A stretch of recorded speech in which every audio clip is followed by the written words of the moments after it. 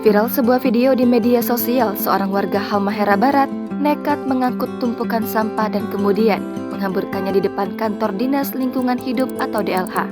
Aksi nekat warga tersebut dilakukan sebagai bentuk protesnya lantaran sejak tahun lalu sampah yang berada di pusat kota Jailolo, Halmahera Barat, Maluku Utara hingga kini belum juga diangkut oleh pihak DLH. Alhasil, salah seorang warga berinisiatif membawa tumpukan sampah tersebut dengan menggunakan mobil pick-up. Pada video tersebut, terlihat suasana kantor Dinas Lingkungan Hidup dipenuhi dengan tumpukan sampah.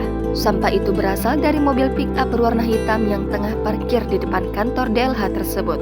Video tersebut juga memperlihatkan seorang pria tengah menurunkan sampah yang masih tersisa di mobil pick-up hitam itu. Di video juga tampak dua orang pria lengkap dengan pakaian dinas harian berwarna kuning kaki. Dua orang pria berpakaian PDH tersebut terlihat mencoba menghentikan aksi nekat warga yang menurunkan sampah di depan kantor Dinas Lingkungan Hidup itu. Bahkan, salah satu pria tersebut sempat adu mulut dengan warga. Meski berusaha dihentikan, warga tersebut tampak tak peduli dan melanjutkan aksinya menurunkan sampah-sampah dari dalam mobil pick-up. Berdasarkan kabar yang beredar, keberadaan tumpukan sampah yang membuat resah warga Halmahera Barat tersebut sudah ada sejak Desember tahun lalu.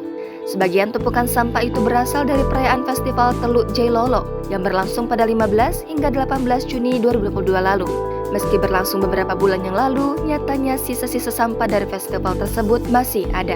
Diketahui, sampah-sampah tersebut tersebar di 9 titik yang terdiri dari sampah plastik, sayuran, hingga sampah rumah tangga. Video rekaman warga yang menurunkan sampah dari mobil pick-up tersebut kemudian viral dan beredar di media sosial. Video itu kemudian mendapat beragam reaksi dan komentar warganet. Jangan lupa subscribe, share, komen, dan like ya.